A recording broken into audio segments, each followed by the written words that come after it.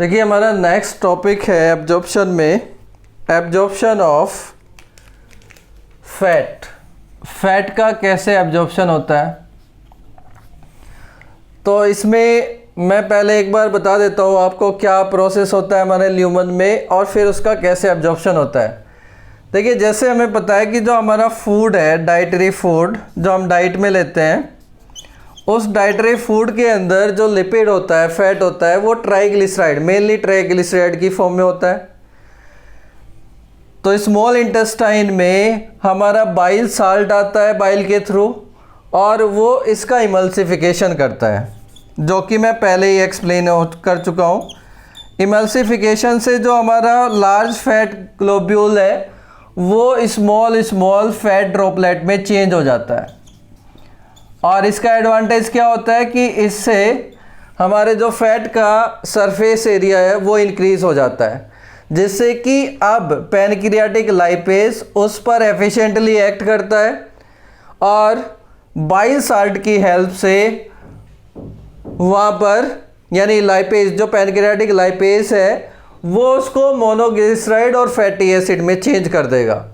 फिर हमारा जो मोनोग्लिसराइड्स है या फिर डाइग्लिसराइड्स है उनको हमारा जो स्मॉल इंटेस्टाइन का लाइपेज है फैटी एसिड और ग्लिसरॉल में चेंज कर देगा। तो यहाँ पर इतना होने के बाद जो अब हमारे जो इन फैट ड्रॉपलेट है इनके अंदर मोनोग्लिसराइड है, फैटी एसिड है और ग्लिसरॉल है, ठीक है। तो इन्हीं के इनसाइड आपका पैनक्रियाटिक लाइपेज ने एक्ट किया, मोनोग्लिसराइड और फैटी एसिड बनाए, फिर स्मॉल इंटेस्टाइन का लाइपेज एक्ट किया, उसने फैटी एसिड और ग्लिसरॉल बनाए। तो ये सब इन्हीं के अंदर है, इन्हीं के। फिर इनसे क्या बनता है, माइसिली फॉर्मेशन होता है। माइसिली का मतलब है कि इनके अंदर अब मोनोग्लिसराइड है, फैटी एसिड है, ग्लिसरॉल है। ये माइसिली किसकी हेल्प से बनते हैं, ये भी बाइल साल्ट की हेल्प से बनते हैं। बाइल साल्ट के एक्शन से माइसिली फॉर्मेशन होता है। और माइसिली का एडवांटेज क्या है कि जो हमारी म्यूकोसा सेल्स है यानी जो एंटीरोसाइट्स है उसके नियर बाई रीजन में ये जाते हैं, मूव करते हैं, क्योंकि यहाँ पर बाइल साल्ट क्या कर देता है, इनको हाइड्रोफिलिक प्रॉपर्टी दे देता है। यानी इनके सरफेस पर जो बाइल साल्ट है वो हाइड्रोफिलिक होते हैं। तो हाइड्रोफिलिक होने से वाटर के साथ ये डिज़ोल्व हो जाएंगे और डिज़ोल्व होके जो आपके विलाई है उसके कांटेक्ट में आएंगे। उसके बाद ये माइसिली अंदर की तरफ एंटर कर जाएंगे एंटेरोसाइट में, और एंटर करने के बाद यहाँ पर फिर मोनोग्लिसराइड और फैटी एसिड कंबाइंड हो जाते हैं सेल के अंदर और बना लेते हैं फिर से ट्राइग्लिसराइड। ट्राइग्लिसराइड पर फिर एक कोट हो जाता है लाइपोप्रोटीन की, यानी लिपिड और प्रोटीन की एक कोटिंग हो जाती है। और इस कोटिंग को अब इस पूरी कंप्लीट स्ट्रक्चर को कोटिंग होने के बाद हम टर्म देते हैं काइलोमाइक्रोन। तो काइलोमाइक्रोन एंटीरोसाइट के अंदर बना है। फिर ये काइलोमाइक्रोन एक्सोसाइटोसिस प्रोसेस से बाहर जाता है और बाहर जाके जो हमारी सेंट्रियल लैक्टियल्स हैं उसके अंदर ये एंटर कर जाता है। यानी हमारे जो लिम्फेटिक सिस्टम है विलाई के अंदर, उसके अंदर ये एंटर कर जाता है। और फिर ये अल्टीमेटली लिम्फेटिक सिस्टम भी किस में ओपन हो जाएगा, ये लिम्फेटिक सिस्टम अल्टीमेटली वेन में ओपन हो जाएगा, जिसे हम बोलते हैं सब क्लेवियन वेन। यानी अल्टीमेटली जो हमारा ये प्रोडक्ट है फैट, ये भी लिम्फेटिक सिस्टम किस में ड्रेन कर देगा, ब्लड में। तो यहाँ पर इंपॉर्टेंट पॉइंट्स क्या हुए कि जो आपका लार्ज फैट ग्लोब्यूल्स है, पहले बाइल साल्ट ने उसको इमल्सिफिकेशन किया जिससे कि आप पैनक्रियाटिक लाइपेज एक्ट किए और वहाँ पर मोनोग्लिसराइड और फैटी एसिड बने।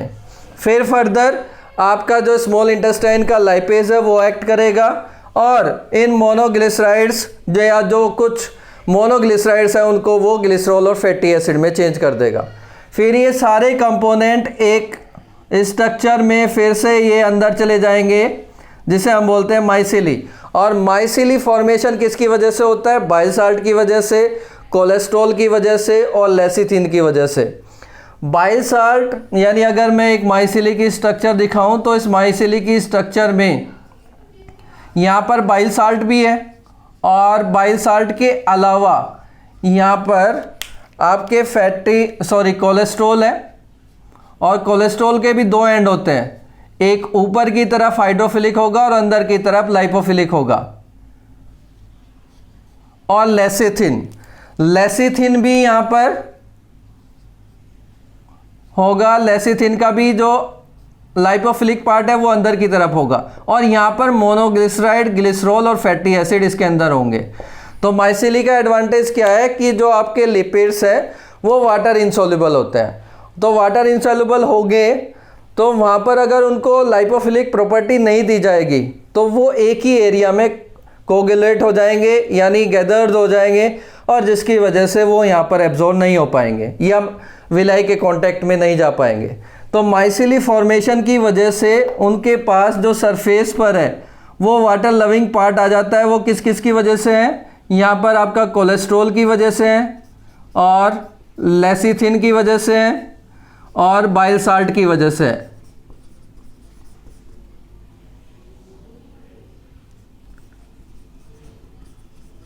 तो ये तीन कंपोनेंट मिलके माइसिली बनाते हैं, जिनके अंदर हमारे मोनोग्लिसराइड, फैटी एसिड और ग्लिसरॉल होते हैं।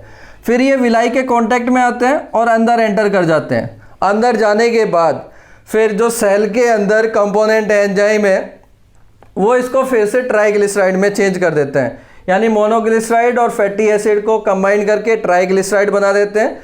फिर लिपिड और प्रोटीन की एक लेयर बन जाती है, लाइपोप्रोटीन लेयर जिसको हम बोलते हैं।